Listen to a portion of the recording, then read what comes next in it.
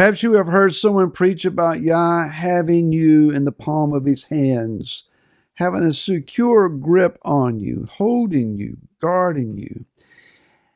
Are you willing to be dropped by Yah? Hi, this is Barry Phillips with 10-Minute Torah, day 3 of Hazinu, to give ear. Let's go over to one verse in Deuteronomy chapter 32.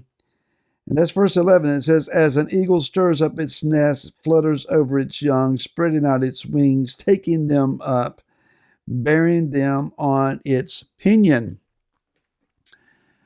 It talks here about how that Yah has brought Israel out of the land of bondage and led them through the wilderness very strategically, very significantly. But it's Yah in particular, he had each step of the wilderness journey in mind. He knew before they ever left Mitzrayim that it would not be a short-term journey straight toward the land, but rather it would be a roundabout route, and that it would take 40 years. But he did it anyway. The detour did not detour Yah's promise and his overall plan. And so it is with us. We are on this journey. He has found us. He has located us. He has brought us out of wherever it was, whatever it was that we were held by, enslaved by. And the fact that we have created the opportunity for a few detours along the way, he's not been detoured from taking us on to where it is he wants to bring us to. It is in that process that the goal is to lead us from infancy and immaturity to maturity, to gaining stability and steadfastness, consistency, and ultimately bringing honor to him in his name by our fruit bearing. That is, that we become fruitful before him. Yochanan in John chapter 15 describes how that Yeshua is the vine, his father's the husbandman, we are the branches, and the branches that bear fruit he will prune and he will cut so that they become even more fruit-bearing. And the goal is to honor Yah in fruit-bearing. That's how he receives praise from our lives. We can speak what we want, sing what we want, dance all that we want to, but real long-term lasting praise comes to the Father through our obedience to him, our walking out his commands, his word, and ultimately bearing fruit to him, demonstrating his heart, offering his compassion, his healing, the authority of his power, of his name, seeing lives around us influenced and changed and brought into covenant with Messiah. A lot of good things can take place. It's rare that they happen immediately. The case, and the analogy is made to that of an eagle's nest.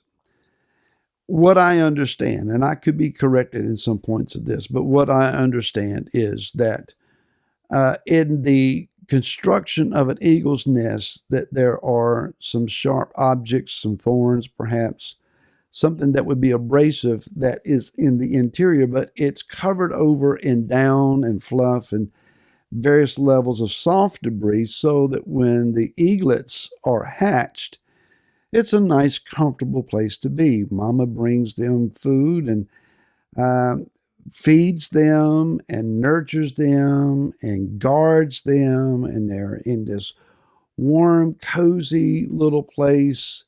Life is good as they are growing. But there's a point in time where their feathers have matured and that their bodies have become capable.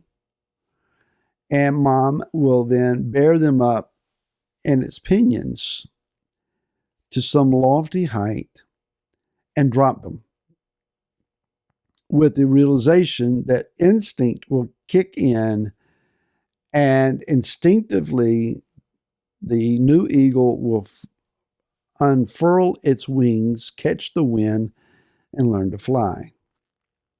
I've had the awesome occasion of standing on a riverbank. We call it a creek bank here, but about the size of a lot of rivers. And I watched an American bald eagle come down from my right and swoop along the skimming of the water and just grasp a fish, and up into a tree it went, and we could actually see it picking that fish apart and beginning to eat it. It's an amazing thing to watch.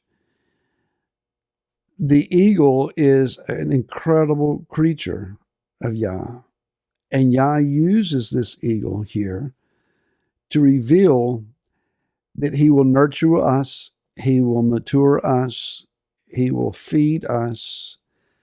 But at some point, as does the mama eagle, he starts pulling the fluff out of the nest to where it becomes uncomfortable. And suddenly it's not an option to stay in the nest because there's no place to stay.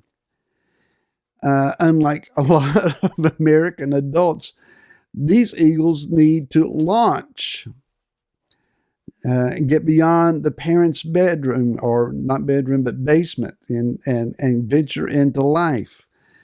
So, Yah brings us into circumstances, situations wherein we need to learn to fly. He's brought us our last meal. Now it's time to go get it. And it's not to say that Yah will not rescue us, that if we find ourselves in some dire situation that we cry out to him, that he will reveal his power and his strong and mighty arm. He does that. But there are points where Yah is expecting us to learn to stand on spiritual sound feet and good footing, to where we have the knowledge of the word that has produced wisdom. Knowing verses and being able to quote and to begin to expand on them, expository preaching, if you will, and that's good. But do you know how to live it? Do you know how to apply it? Can you train someone else how to apply a particular text and get them to start growing? Yah is looking for fruit. And that means being cut. That means things that we think we can't live without, learning to do without, because they were not supports, they were distractions. That doesn't come across real well, I'm sorry. But there are things at times that we think, well, I just have to have, and I really, really want to have. And those things can be good, but if they become a distraction to fruit bearing, Yah is not above cutting them off. That's akin to Mama Eagle dropping the little one and say, you need to learn to fly. You need to go find your own food. You need to learn to soar. Life exists beyond the nest. And therein is what is important for us. The soft and comfortable places of serving Messiah is not always available to us. There is a cost to be paid. There is endurance required. There is perseverance that's expected. Yeshua again, he says, to those who overcome. You can't overcome unless you've had to overcome something.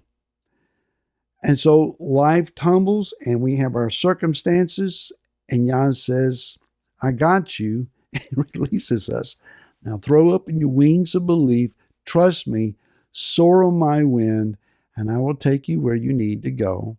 I will supply your need, but I'm not going to spoon feed you. You're going to learn to get and eat, and Yah will help us to do so. There will not be a posting of 10-minute Torah tomorrow, being in observance of Yom Kippur. So my phone will be off, my computer will be closed, and I will, with my wife and our congregation, will be spending the day with Yah, seeking his face and crying out in behalf of Israel. And I encourage you to do the same. So may your fast be successful, impacting, life-changing, and until Friday, shalom.